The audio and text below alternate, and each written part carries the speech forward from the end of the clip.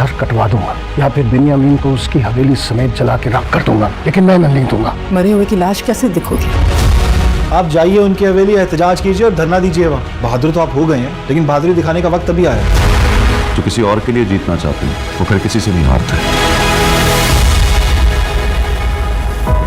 आखिर महमल की शादी किससे होगी? फरहाद से, सर मंटू से, या फिर इन दोनों से नहीं, बल्कि महमल की शादी हो जाएगी हजरत से।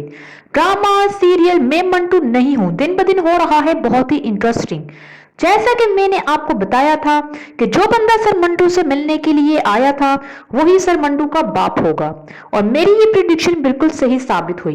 इसी तरह से अब मैं कह रही हूँ कि महमल की शादी ना तो फरहाद से होगी और ना ही सर मंटू से, बल्कि महमल की शादी हो जाएगी हजरत से, क्योंकि उसने हजरत से कहा था कि अगर मुझे दूसरी दफा भी किसी को चुनना पड़ा तो मैं आपको ही चुनूंगी। जैसा कि महमल ने अब अपने बाप को कह दिया है कि वो फरहाद से शादी करेगी, लेकिन शुजात अमृतसरी ऐसा होने नहीं देगा।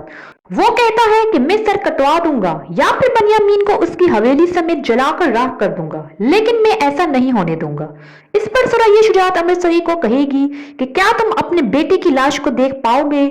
महमल सबसे कहती है कि अगर मेरा ऐसा करने से 70 साल की दुश्मनी खत्म हो जाएगी तो फिर मैं पीछे नहीं हटूंगी, मैं फरहाद से ही शादी करूंगी। दूसरी तरफ हजरत भी पता लगवा लेगा कि महमल ये सब कुछ क्यों कर रही है। वो खुद तो सर मंटू से बात नहीं करेगी, लेकिन हजरत सर मंटू को सब कुछ बता देगा। ये सुनकर सर मंटू तो आराम से नहीं बैठेंगे, वो अपनी बहादुरी दिखाते हुए हो सकता है कि बनियामीन के घर पहुंच जाएं, लेकिन अगर इस बार उन्हें गोली लगी तो वो बचेंगे नहीं।